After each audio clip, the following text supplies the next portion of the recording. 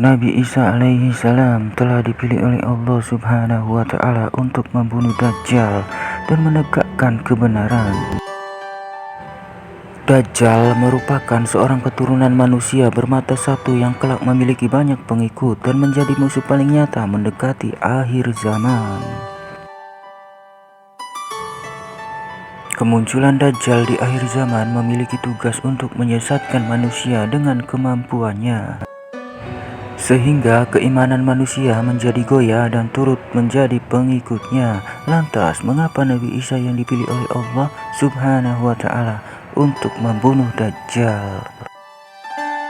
Simak penjelasan berikut. Allah subhanahu wa ta'ala memilih Nabi Isa untuk membunuh Dajjal bukan tanpa alasan. Allah subhanahu wa ta'ala memilihnya karena sebagai bukti bahwa Nabi Isa alaihissalam masih hidup. Allah subhanahu wa ta'ala berfirman, artinya tidak ada seorang pun dari ahli kitab kecuali akan beriman kepadanya Isa sebelum kematiannya, dan di hari kiamat nanti Isa itu akan menjadi saksi terhadap mereka. Quran Surat An-Nisa ayat 159.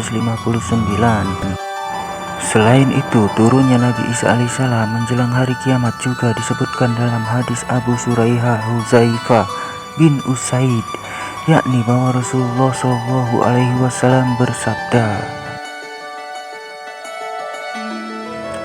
kiamat tidak akan terjadi sebelum kalian melihat 10 tanda-tandanya: terbitnya matahari dari barat, asap, binatang melata, munculnya Ya'juj dan Ma'juj, keluarnya Dajjal, munculnya Isa bin Maryam, 3 gerhana, gerhana di barat, gerhana di timur, gerhana di Jazirah Arab, api yang keluar dari dasar Eden yang menggiring manusia dan mengumpulkan manusia dan bersama mereka di mana saja berada. Hadis riwayat Muslim, Ahmad dan lainnya. Ibnu Katsir mengatakan hadis ini sahih. Kelak Nabi Isa alaihi salam akan diturunkan di bumi di Menara Putih di sebelah timur Damaskus.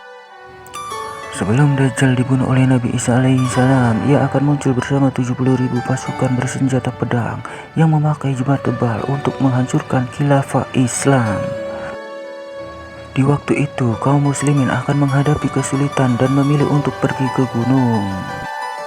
Pada sebuah riwayat disebutkan bahwa keadaan tersebut membuat Imam Mahdi yang lebih dulu diutus memohon pertolongan kepada Allah subhanahu wa ta'ala. Saat itulah Allah subhanahu wa ta'ala menurunkan Nabi Isa alaihissalam untuk membunuh Dajjal dan menyelamatkan kaum tertindas dari kejahatan Dajjal dan Yahudi untuk selama-lamanya.